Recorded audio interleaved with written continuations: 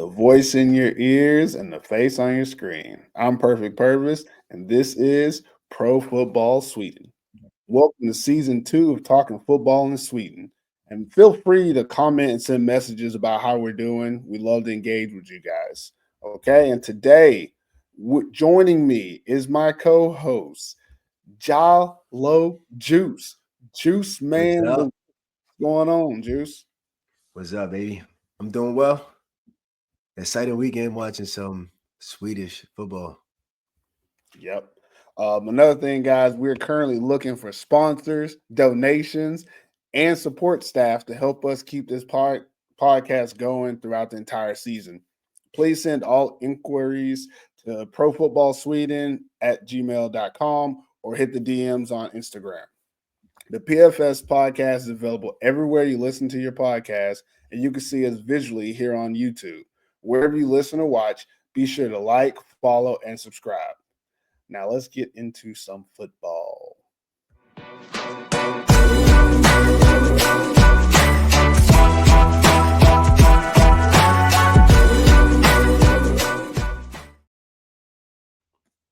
All right, man. First quarter on the PFS pod. Let's talk energy from last week's games. Like to usually do a positive and a negative. Juice, this week, what was your positives before we get into the negatives? I mean, the biggest thing that we all seen, I love seeing upsets. Having a background in wrestling, and is that it's anybody's match, and in football too. When it comes to playoffs, it's anybody's weekend, any given Sunday. Just seeing Kristianstad beating Stockholm, like probably the biggest upset in history. So like the positives that I'm looking at from this week, I keep it simple. It's just like it seemed like there was some competition last week when we spoke. Uh, I'm not gonna get ahead of myself, but last week we spoke, we were talking about the Southern Conference as if like it's nothing down there, nothing. And here we got Kristianstad taking off one of the top teams in the Super Series. And lastly, I want to say for positive is Tyresö, bro. Like where do they be finding these ballers, bro? Like they just be getting these young guys and guys from any. Like when I saw that Kevin Barsay wasn't playing, I was like, okay, like what's going on? Then they got number 4 out here flipping in the end zone. Number 3 out here with one hang snags. I'm like, yo, bro, where these cats come from?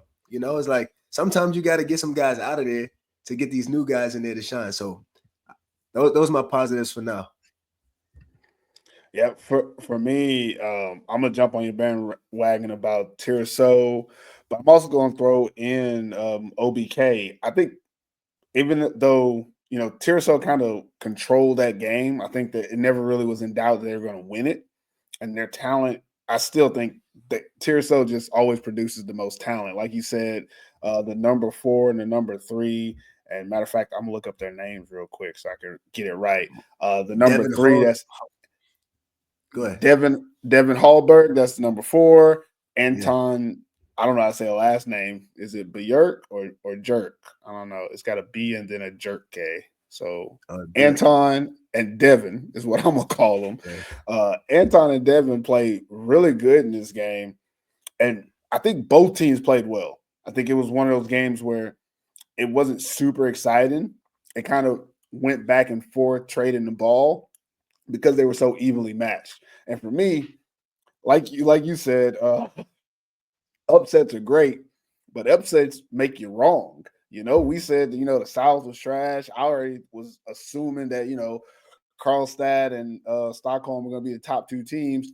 And after watching that Predators game, I was like, damn, Stockholm out here looking like trash. Like that's how I thought about it. I know Predators played a better game, but I also saw a Stockholm team that I did not believe in, which made me kind of question what I thought about the other 2 teams. And then when OBK and Tyresö played, I was like, okay, cool. I was at least right about these teams. At least these teams showed and played to the level you expected. 2 very good teams, 2 talented teams, a lot of good plays on both sides, which made it look closer in competition wise. And the score was 12-0 at half. Tyresö had a control of the game, but OBK wasn't going away. Big Thick Vic is what we call him. Thick Vic, second half, started putting together some throws, looked really good. And I won't name it because I won't get into the players, but that's my positive. I forgot I started going a little too Yeah. much. What about your negatives? I'll talk about To the be honest, I players was later. initially thinking, keeping it a buck, I couldn't get to every game, Okay. tuned in from Stockholm for a little bit, and I was really looking forward to watching Karlstad and Oslo because I thought that was going to be probably the best match of the week. Um, but I tuned into the Tyresö Örebro game, and negatives, in the Örebro game is that receivers were just dropping balls. I think Vic actually played a really good game, and and he impressed me a lot. Taking on the role as a starting quarterback, Swedish, in the league, and he played a really good game. And I think that the negative is that his receivers let him down to not winning the game. That's that. That's my opinion. I agree. I My agree opinion. with you. Like that's not my negative. I'm just gonna tag on a little bit for you. Just in my opinion, agreeing with you. He was making off time throws, like it wasn't part of the play. He had to scramble a little bit. They got the pressure up front was there all day from Tyresö, so he had to move around a lot. And it seemed like when the throws weren't like on time, that's when the receivers didn't make the catches. They did make some decent plays when the ball is here, supposed to be here, is at this point. But when they had to start freestyling and Thick Vic put that muscle on that ball, it seemed like the receivers weren't like ready for it. In my opinion, it's one of those things where in Europe you don't see a lot of teams practice scramble drill like Yeah. at practice. Like No, that's they just one don't, of because defensively, the I see them being all lost. When I'm playing defense, I'm like, yo, what are you doing? Stick with your guy. Don't I don't mean, go switch. simple rules of scramble drill. If you run your route and when you get through your one or two windows, depending on what window you're supposed to get it, if you don't get the ball, you look to see where the quarterback is. If you see him doing anything extra, you look where you are into relation to the rest of your receivers, and everyone knows where you go. Someone goes short, someone goes mid, someone goes back of the end zone. Like that's how you do it. You find those areas, but you don't see that a lot in Europe. You don't see a lot of teams that can scramble and get those type of things done. You'll see them continue their routes, or you'll see them just kind of stand or try to come back to the quarterback. And it's just one of those things where it seemed like Big Vic knew what he was doing. He was like, okay, I'm moving, I'm looking here. You need to go up. You need to turn your route into an up. I'm gonna throw it there. And then the receiver is looking at him, looking and backpedaling, and then trying to reach for the ball. Like it just seemed like they were out of sync in that aspect. So I agree with you. That was negative because they made it look like Vic wasn't as good as he is. He played really well. And Yeah, very impressed with him. another guy was surprised that Trevor Vasey playing receiver. He's I feel like he keeps losing weight. Every year I see this dude, he gets thinner and thinner. Like, I don't know if he's like cross country running or something, but he looks super thin out there. Not in a bad way or anything, Vasey. Just noticing since Yeah, since he man. used to be the quarterback, maybe he had to be a little thicker to take those hits, but he looks good out there. Mhm. Big number 7, big target. But again, I think he had a couple of drops as well, so it's like that. So let me get into my negatives. And my negative don't have anything to do with on the field. Like on the field, I think everybody did what they had to do. But I turned on the stream to watch this upset of the century that is the biggest upset in Swedish football history. And I start the stream at the beginning, and it's 6 minutes in, and one team is already up 6 or 7-0. That's ridiculous. Like, I just don't understand how hard it is to record these games, guys. Like, I know obviously in Finland, we do things a little bit more professionally than everybody else. But Super Serien, come on, man. I've been out here almost 10 years now. And when I first got out here, Super Series used to have a Friday night lights. You watch all the games on TV, and like it was a real production. And then it had a little couple down years. Then they start back to okay, everybody's streaming, but everyone's using a different streaming like setup and then just sharing their broadcast to Sweet Three Play, which that probably could have been the issue. Could have been that Sweet Three Play didn't get the broadcast until 6 minutes in. Maybe it was on their end. I don't care who fault it was, but you can't say that we're trying to make the Super Serien better and then give low level energy like that. That type of quality, that's what turns fans off. Like if I wasn't doing the podcast and I turned it on and it was already 6-0, I'd probably be like, well, ain't no point in watching this. I already know what the score is going to be, but I at least want to enjoy the entire game. And that's just one thing that, same thing that I said on this podcast last year. We said multiple times, the Predators and the Griffins with the low quality streams, the sideways camera. And if it's like this every week, I'm gonna have to say this is my negative every week because this stuff needs to get fixed. It is 2025. Like if it was 2015, I'll let it ride. Technology where it's at. It's 2025, and you telling me you can't give me a stream? Come on now, guys. Gots to do better. And then I'm gonna continue my negative. That same game, we had a standout player for the Predators. Dude went ballistic. And all I wanted to do was give that man his praise. So I say, let me go look at the stats. It's Monday. Game was on Saturday. It's Monday. Stats ain't up. It's Monday afternoon when we record this, 6 p.m., matter of fact. Stats ain't up. I can't tell you how great this receiver was because we're not getting stats up. And again, I don't know if this is the team or the league or whatever, but again, we're trying to give exposure to the league, trying to help grow, and we're being handcuffed. I can't tell you the stats. Is, in my opinion, it's giving real Division I vibes. You know, like it give me an ick that we can't get stats, we can't get film, and then we wonder why people aren't really, checking in on Sweden like that. When people ask me about like how is football in Sweden, I gotta say it's mid because we can't get film, we can't get stats. Then when we get them late. It's 2025. There's people in the States. You got 12U football teams putting out highlight tapes, stats, and their bios online 10 minutes after a Pee Wee game. And we can't get stats 2 or 3 days later for what's supposed to be the top league in Sweden. All right, I'm done with my rant. Yeah, be more professional. That's all he's saying. It's just I've been doing this a little bit too long. That's my fault. But again, we got to get better, okay? And I believe we will get better. But what is this, week 5? Like this was week 5. Like it's not a week 1, week 2. Okay, you got to figure out. It's week 5. Come on, guys. We got to do better. I don't know whose fault it is, so I'm not blaming anybody. But at the same time, I blame everybody. Okay, So that's my negatives. We should probably do another positive before we go to the next segment because it seems a little negative. You got another positive? Another positive? I mean, just to sandwich it. Yeah, I mean, we can move on, man. I think we good, man. Well, negative, it's easy to talk about negatives. Positive. Yeah, you gotta earn those. You know what I'm saying? You gotta earn those. You gotta earn the positives. There you go. All right.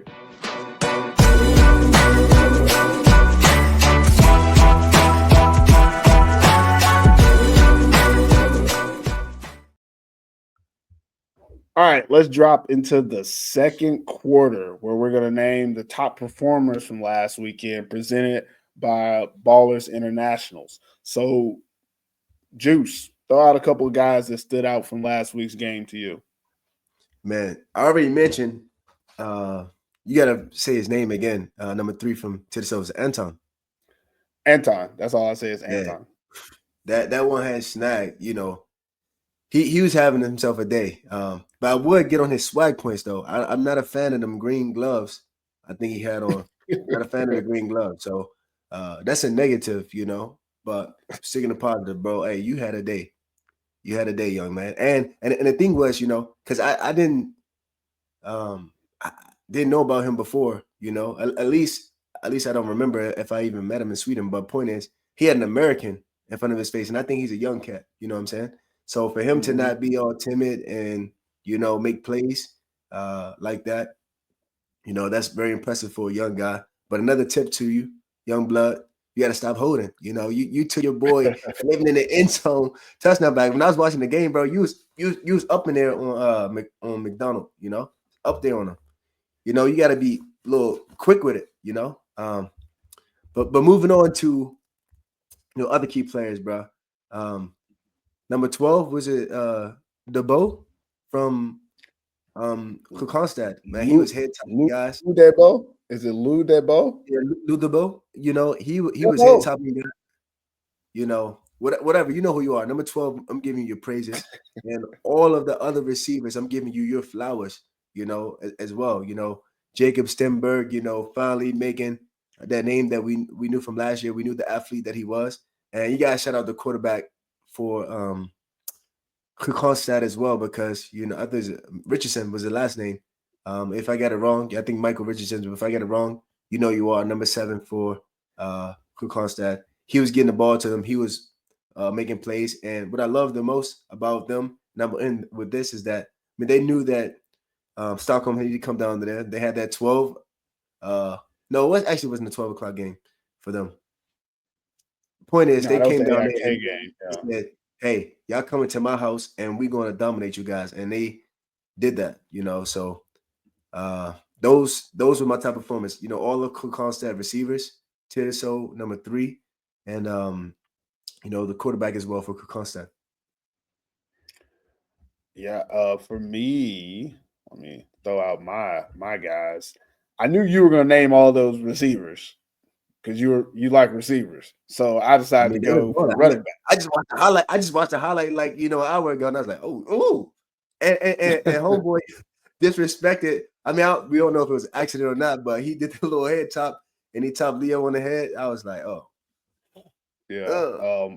I don't know his name, but it was what number 16 from K Town. Yeah." I can't say that K word, right? But for me, top performers, uh this the import from AIK, Nabeki Abana. And I guess he's British. I don't know. There ain't no damn way. We both know what he really is. But he had 16 attempts, 112 yards. Dude looks good.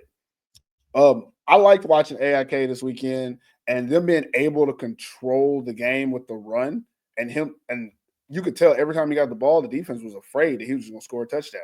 Like everybody took angles on him from the very when he got the handoff, everyone took an angle.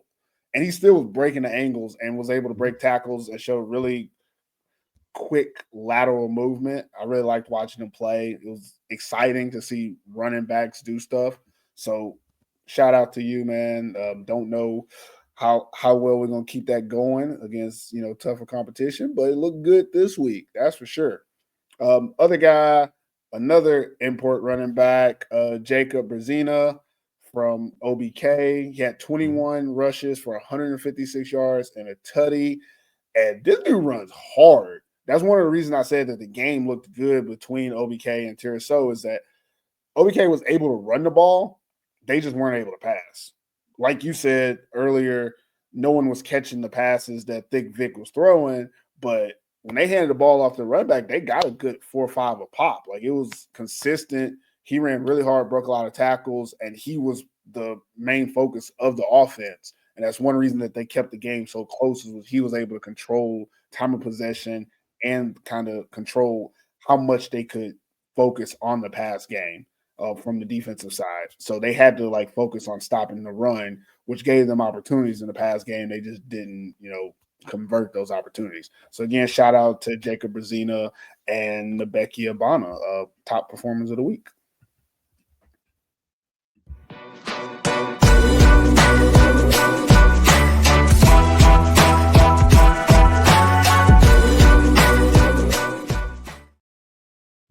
All right, we're into the second half, third quarter. Keys to victory. Super Serien League is back this weekend with the Oslo Vikings versus the Örebro Black Knights.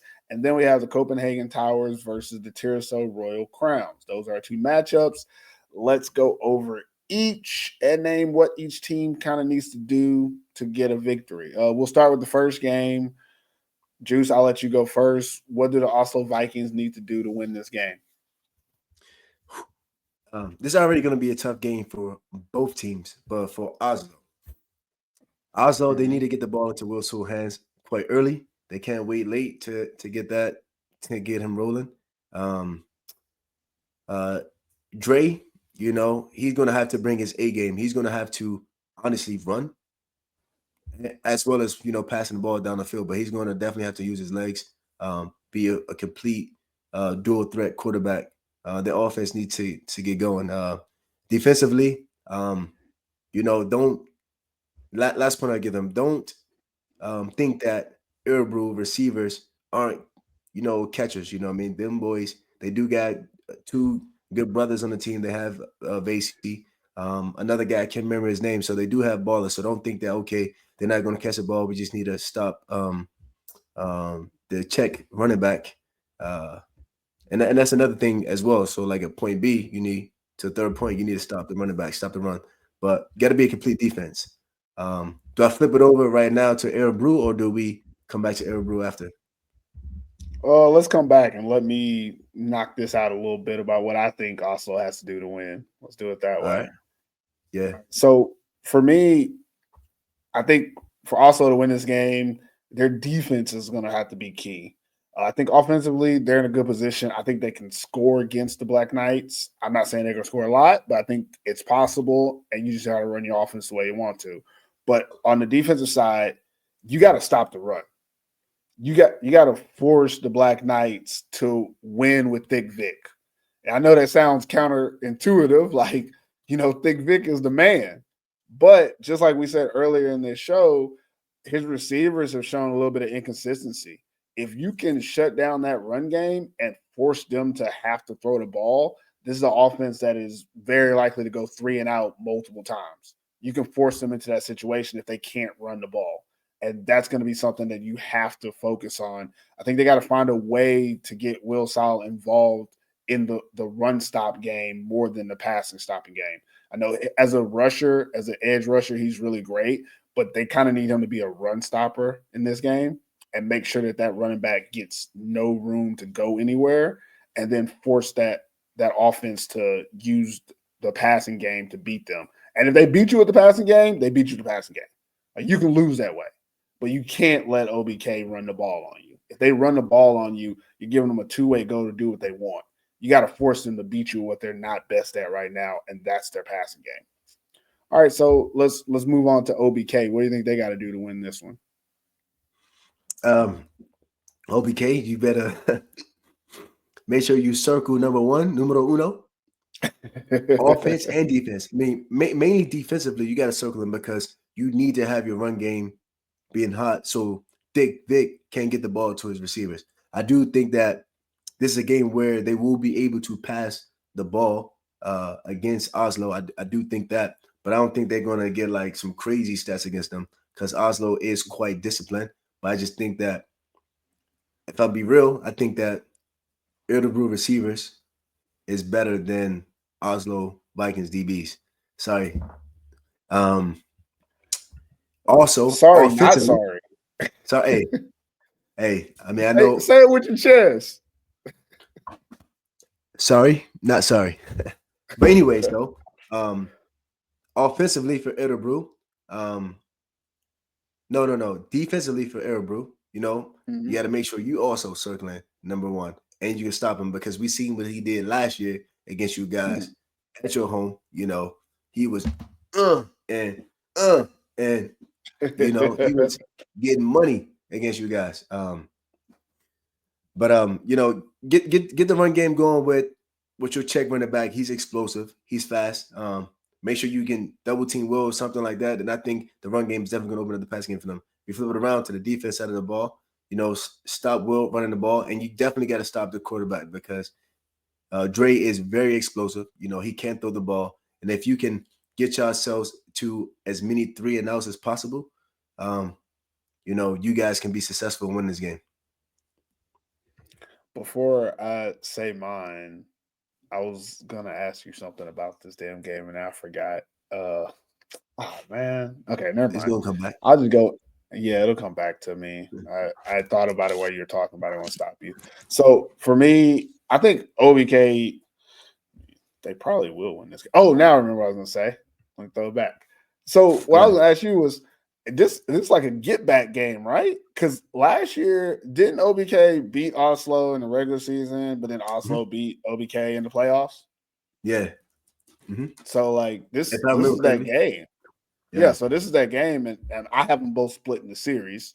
I think Oslo's at home in this game, so I have them winning the game at home, and then Örebro winning their game at home. That way they can split it. But in this game, there's a lot here. Like there's a Mhm. storyline for me, which is good because storylines make it fun to watch. And the storyline is Oslo a legit contender? Last year, it took them a long time to kind of figure it out. This year, they look decent, but you played against Karlstad last week. You played well, but a loss is a loss, right? Now you're playing Mhm. against OBK, and this is a game that you can win. Well, I don't know if you're expected. Again, I don't know what the odds are on the game, but this is a game that it's probably going to be a 50-50. People are going to say either Oslo is winning or OBK is winning. No one's saying, oh, you're going to lose to another Swedish team because you proved it last season that you can beat this team in theory. I know it's a different team, different year, all that, blah blah blah. But for the story's sake, you beat this team the last time y'all played, which was in the playoffs when it counts. Now this is a regular season game. You're at home. You actually just took a loss. They just took a loss. Somebody got to win this game. I think there's a lot of like storyline in there that could be helpful for both teams to try to get the win. From Örebro's side, it's a get back. It's okay. You beat us in the playoffs last year. We let you have that. Not you're better than us. Like they have to win this game to prove that hey, we are the Black Knights. We're one of the top teams in the Super Serien. You're just a visitor, and to do that for me, I say it's a defensive thing again. OBK has to pressure Oslo's offense. They have to force mistakes. What I saw last week from Oslo's offense against Karlstad is when they had pressure, when you got to the quarterback, Dre is the quarterback is Dre. Is that his Yeah, name? Just great. make sure Yeah, I got it Trey. right. Yeah. Yeah. Whenever they got to the quarterback, things went sideways. There's a lot of throws on there where you see where he couldn't see where the receivers were because the defensive line was in his face and he threw a pick. Or he couldn't find anyone open and he tossed the ball out of bounds. I think he got a intentional grounding for one of them. Like it was one of those situations where the pressure got there so fast, he didn't have time to respond. If OBK can replicate that, you're in a good situation because you want to control the game. And if you can make their offense more fluky than consistent, you have a chance. You definitely have a chance to win this game and maybe even dominate it. Now, if you let him sit back there and pick you apart, I mean, you just got to, trust that you're better than them. But I think that as long as they put pressure on that offensive line, and similar to last year, also Vikings offensive line is not good.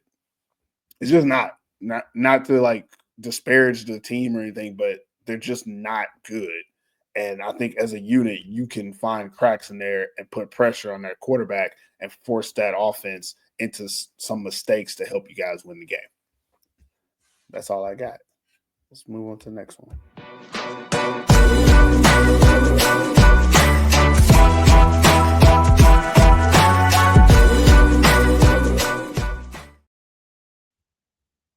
All right, we got the last game. Copenhagen Towers and the Royal Crowns.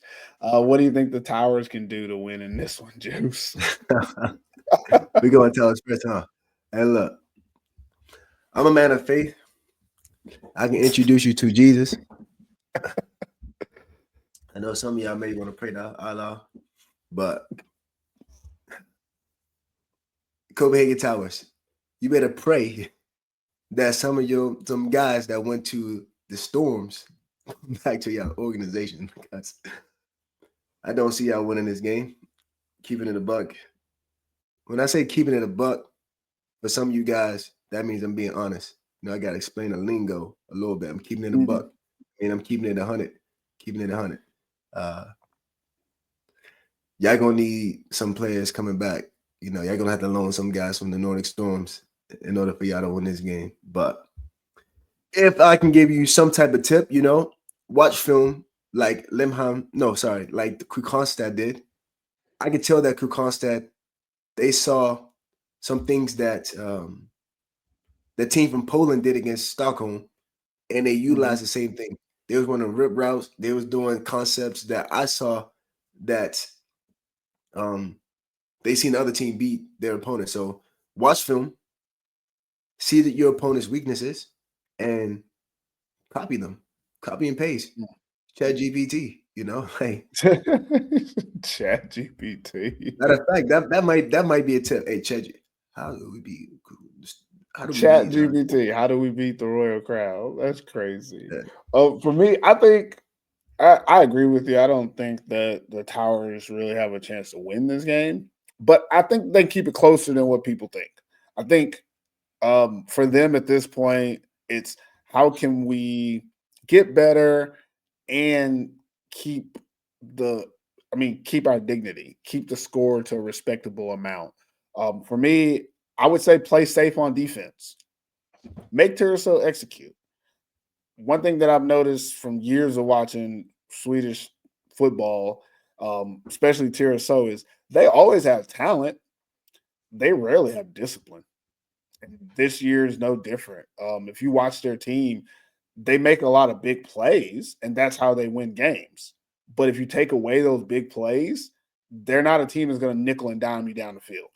That's just not how they work. They either want a double V or what's the new guy, Devin Hallberg, to get a long run, or Haywood is going to catch somebody downfield on a bomb, and that's how they score their points. So if you're the Towers, I play prevent defense. Make That ain't them working. run it That's not in working, between bro. not like everybody go bag defense, but I play safe. I don't do unsound things. I'm not trying to blitz every play. Matter of fact, I really don't want to blitz. I want to react so that the offense feels like it's in a box. I want to give you the short stuff. I don't want to give you the deep stuff.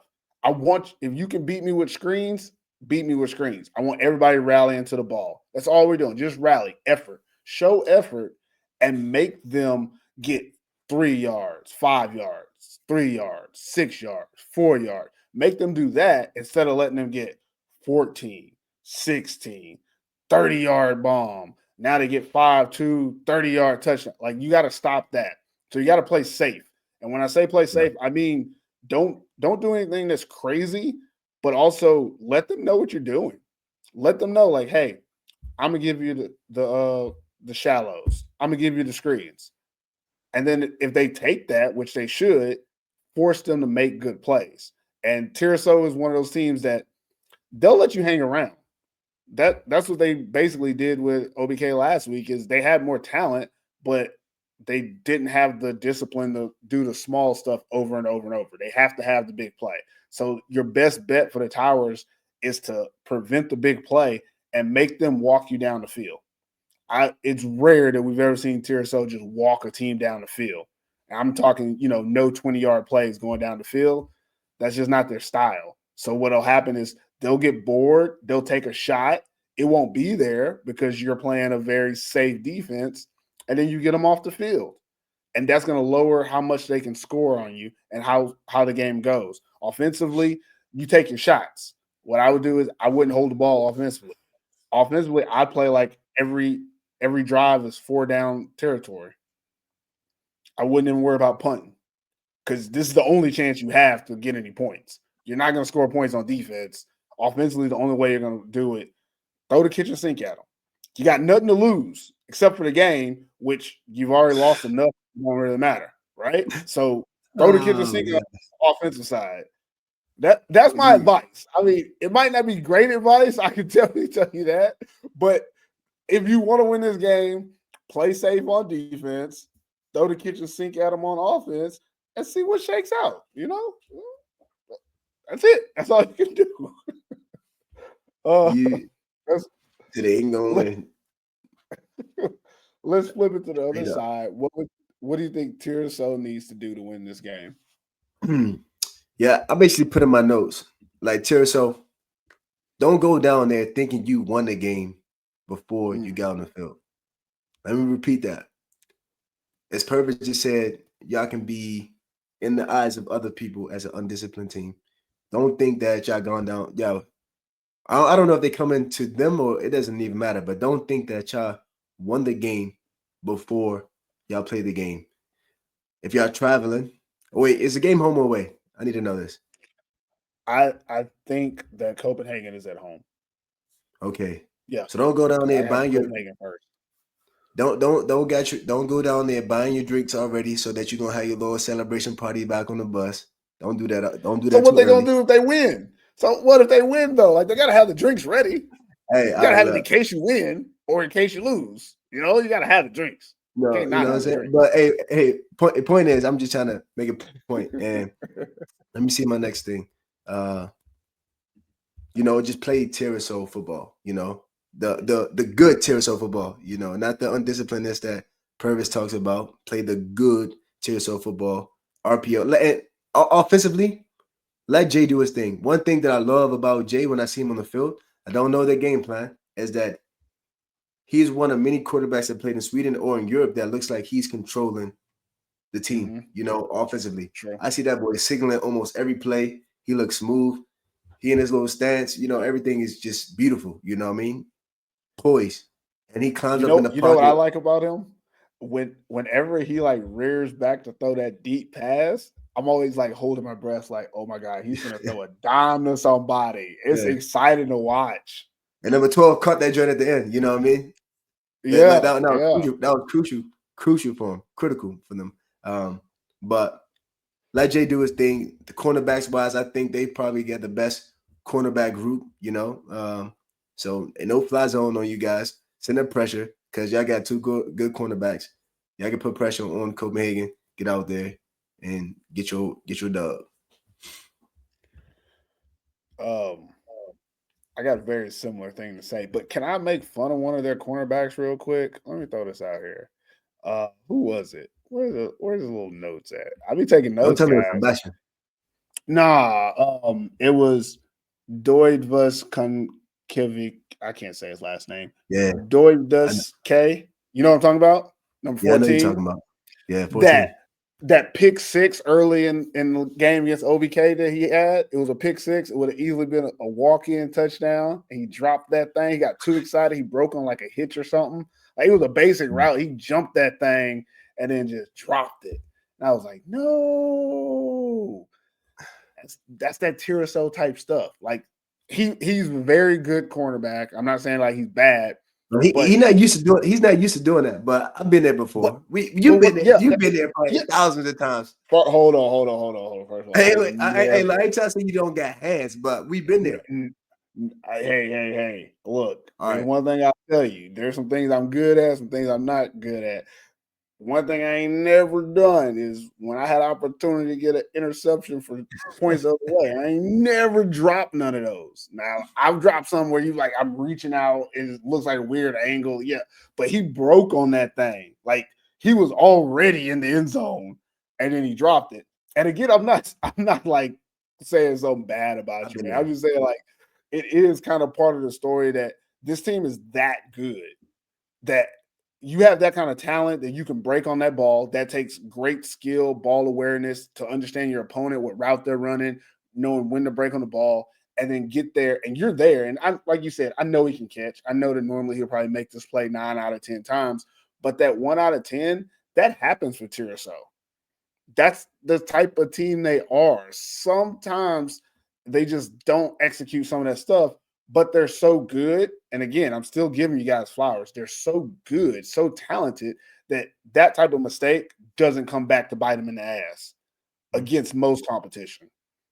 Okay, and that's what I'm saying about what I said for the Towers is you want to force them into more of those situations. While for Tyresö, what I would say for you guys is you just got to execute, and you have the talent to beat almost any team in this league. You just got to make sure plays like that don't happen regularly. And even in this game, even if plays like that do happen, I think that you can respond positively after that because you guys have more talent on the field than your opponents. So I think for them, all they have to do is execute, like you said, play Tyresö football, play the top end Tyresö football, play at your potential. And to be honest, you can play a little bit below your potential in this game and still get the win because you have so much talent that if you were to make mistakes, you can overcome them. Most teams can't. And this is one of those situations where just don't let it become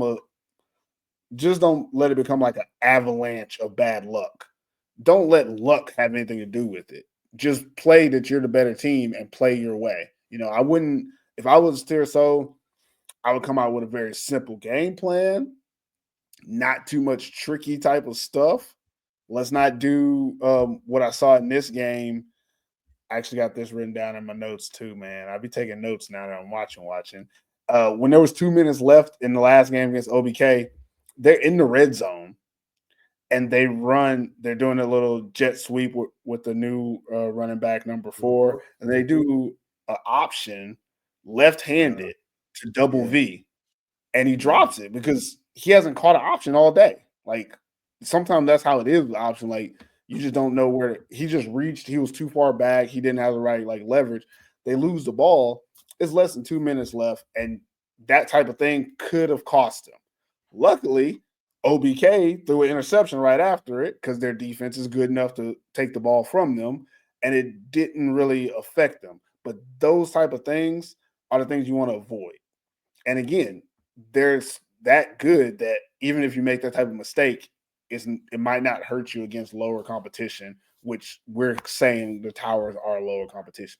But we will prefer that the Tyresö play at a higher level. I feel like I'm talking in circles about this because what I really want to say is I want Tyresö to be the team to beat Karlstad. Yeah, I said it. I got to get it out. You all I got. You said beat a team that beat Karlstad? Yeah.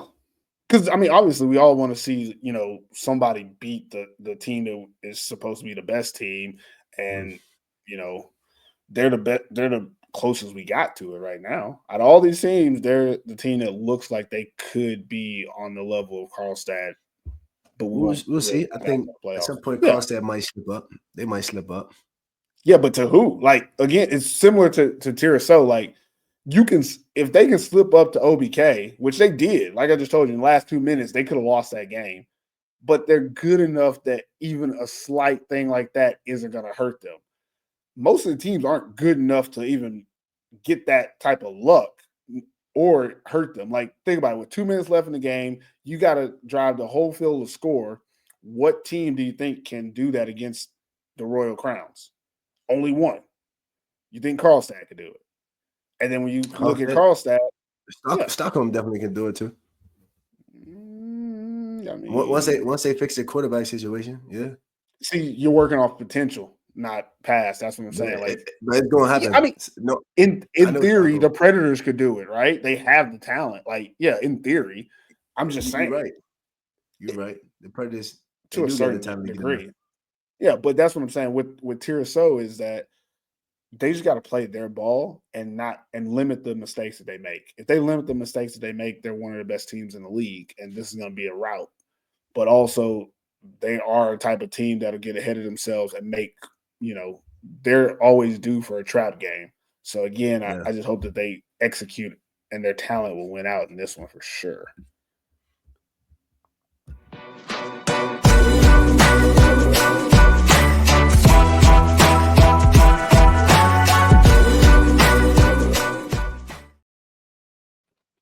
All right. I think we kind of already did it, but fourth quarter, weekend picks, picking winners is not easy, but we're going to give it a shot. And our picks will be available on Instagram at Pro Football Sweden, where you can make your comments. You don't have to send us no DMs directly. You can if you want to, but don't be flooding the DM, especially on the weekends. We both got kids that we like to hang out with on the weekends.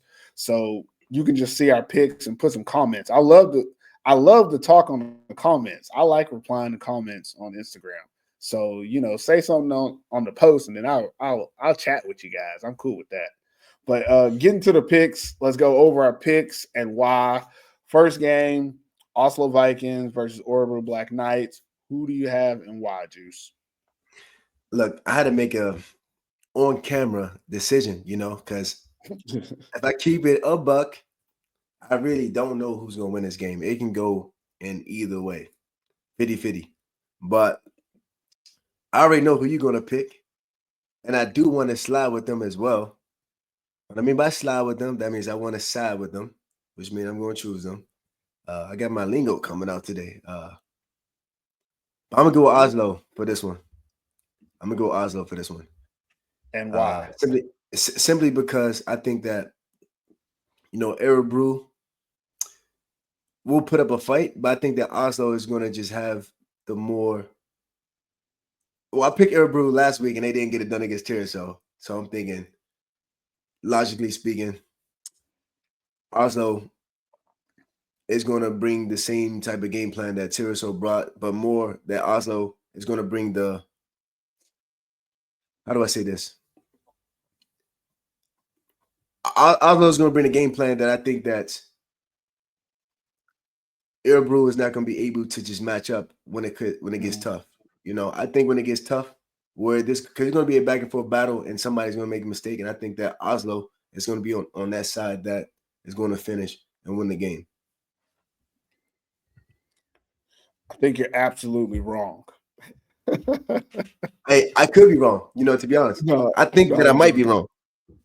I think OBK wins this game, and I think I've made it apparent in the past. I'm definitely an Oslo Vikings fan, but I'm also originally, even before Oslo Vikings fandom, I was probably an OBK fan. But I think that what OBK did last week was kind of like a stepping stone. I feel like from their game that they played, they're able to see what they could do, and they could translate that. I don't think the Vikings really got this. I don't think they got to see a lot of success against Karlstad. So there's not a lot that they're bringing from last week into this week. So it's kind of still a fresh game plan for them, which is going to give OBK a slight advantage in this one. I think OBK saw, and I mean, I hope they're listening and watching the podcast, and they saw that running the ball, you can run the ball. They have a very good running back. Their offensive line is good. They're decent. I ain't gonna just say they're good, but in the trenches, OBK is gonna be winning on both sides of the ball. I think they have better offensive line and defensive line than Oslo, which gives them 3 or 4 yards every play on both sides. And when they get pressure on the defensive side, they have a decent secondary and linebacking core as well. And Murphy is out there roaming around wearing number 3 this year. I just don't trust that he won't be making some type of huge plays in that game. And ultimately, I think it's going to come down to Thick Vic. I think last week we saw the receivers didn't really, hold it down for that man when we wanted them to. But I think this week, if OBK goes into that game, puts a little bit more into his hands and lets him show what he can do, they're able to control the ball and kind of do what they want in this game against Oslo because they're going to be able to control the line of scrimmage, which means they're going to have the two-way go of the run or the pass. So when they do pass, they're going to be able to hit you big because you're going to be trying to stop the run with everybody you have. All you have to do is get Will Saul going the wrong way. Get him tackling the running back on a play action and then hitting one of your 2 or 3. Yeah, you got 3 or 4 good receivers. Yeah, they got a lot of good receivers. They got the Lindis brothers, Hammer, Vasey. They got a lot of options out there. I don't think the Vikings secondary is going to be able to handle all that and stop the run. So I just think that OBK is in a better situation. I think it's a matchup thing. I also think that if I'm proven wrong, it's one of those things that whichever team wins this game might not win the next time they play each other. Because I said this before last week, is that I think this is one of those study games. It's our first time playing you this year, new personnel. We're going to go in with a plan, but we're not going to show you all our cards right now. Because again, these two teams still feel like you're still looking at third or fourth place. You're looking at third, fourth, or fifth, between these two teams, just like you were last year. So it might come down to a seeding situation. They're probably going to meet each other in the playoffs or something. So there's a lot stake in this one game, but you also don't want to show too much. Yeah. I just got to say that, as they do in high school when they about to go to university, I'm flipping my pick. Oh, I'd have convinced them. I convinced them. Hey, pause now. Hey, pause now. No, it wasn't really you. It wasn't really you. I feel like I had something to do with it. Look, deep down inside, I had to be real with myself. I do think Örebro really has a slight advantage. I did say a little bit of facts. I do think that Wilson we'll get it going on offense. You know, they had a tough time against them last year, but I think the completeness. I just got a feeling that Örebro got something more slap in the mouth, like they should have won this past game because they didn't. Mhm. And I honestly know that they can also say that this wasn't their best game at all. Their best Mhm. game, receivers dropping passes. I don't think we're going to see much of that next week. I don't really think that um, Oslo has the complete package on defense to stop all those receiving threats. That's the only thing that you had to point towards. Only thing. I think Yeah. Thick Vic is going to get it going. So I'm gonna just pause there. I'm Okay. flipping my pick, and I'm going to the Okay. University of Örebro. I'm gonna have It's still a good that. pick. And again, I think it'll be close. Let's throw out some random scores because it's always fun to do that. If I'm gonna say Örebro wins 34-27. 34-27. Man, you said Yeah. something like that last week, bro. That's what I feel. I feel like scoring That's 30 your is favorite numbers, good. bro. I but Nah, that okay. Well, this is a common number to get. They're gonna miss one extra point, and that's what I'm saying. I think uh, 34-27 is good because you got a team. I think both teams are, 30-point teams. But I think in this game, OBK gets up. But I don't think this is one where they get up by like 3 touchdowns. I think it's going to be close the entire time. It could go back and forth. Like Oslo could get the ball first and score first. Oslo could be up like 17-14 at some point, and then it's like what 21-17, and then next thing you know, it goes back and forth like that, and then OBK comes out up top. Like that's how I think it'll go. I think it'll be much closer than what we've seen from most teams. Like I don't think any team is going to be ahead and the other team comes back. I think it'll be back and forth the entire time. What about you? Throw me out a score. yeah, I do think this matchup will be in the 30s. Will be in the 30s. It's going to be several touchdowns in this game. I'm gonna say like 36-33. Okay, can Yeah, respect that. somewhere in It's that area. disrespectful to defense, but Really yeah, fast. yeah. So let's do the last game. We got Copenhagen Towers versus Tyresö Royal Crowns. I mean, I 100% believe that we're both going with Tyresö. So let's give me some reasons why. No, I'm not even gonna waste my time on this, man. Tyresö's winning this game. We know why they winning this game. Point blank. the the better team should win. Leave that alone.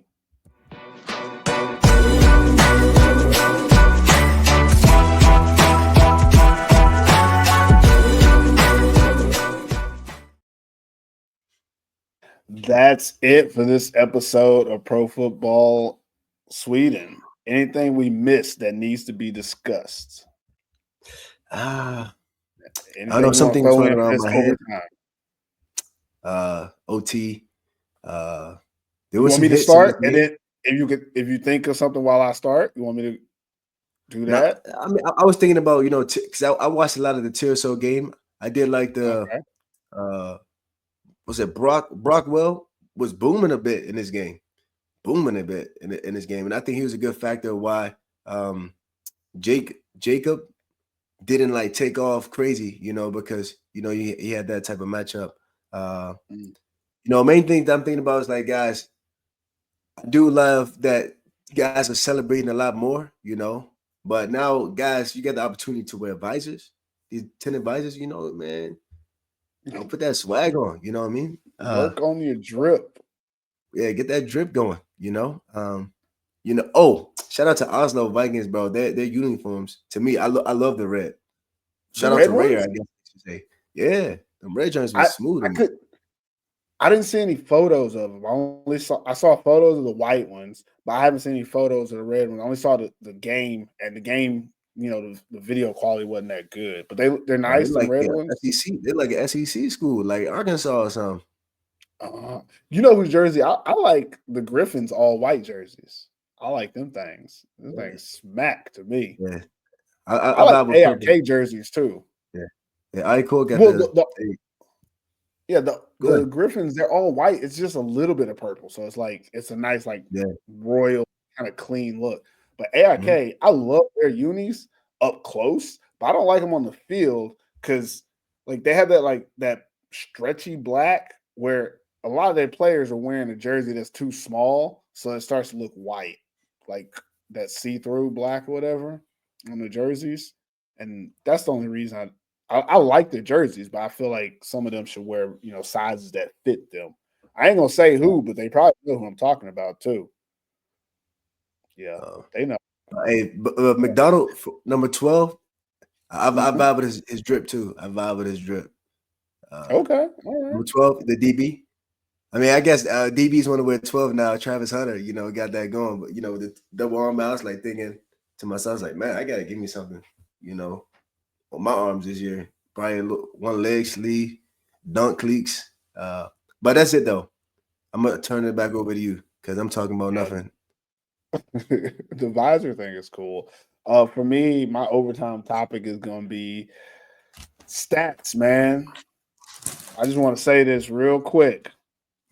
Stats is for nerds, not football. Like, I gotta throw this out here.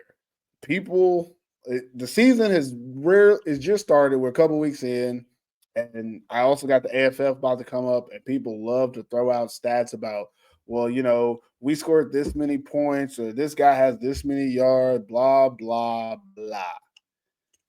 On the pod, we talking football. We ain't talking stats.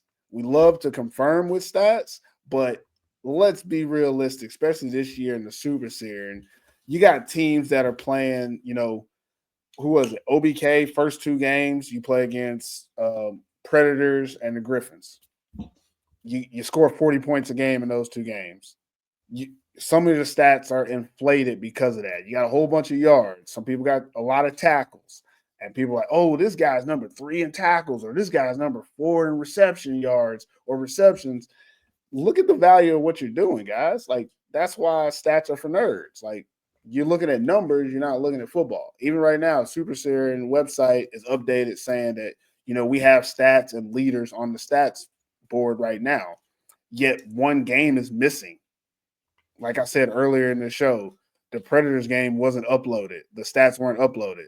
So all the stats are missing 2 teams worth of stats.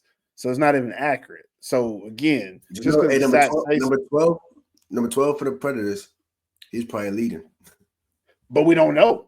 And He not probably not to is. say that would matter, Snapping. but there's somebody on that website that's probably number 1 right now, and somebody else who doesn't watch the games is like, oh, he must be the best receiver.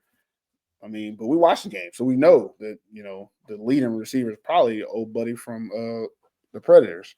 That type of stuff is all I'm saying is that stats is for nerds. It's not for football. So if anybody wants to come at me with stats in the DMs, you can miss me. Yeah. That's what I'm trying to say.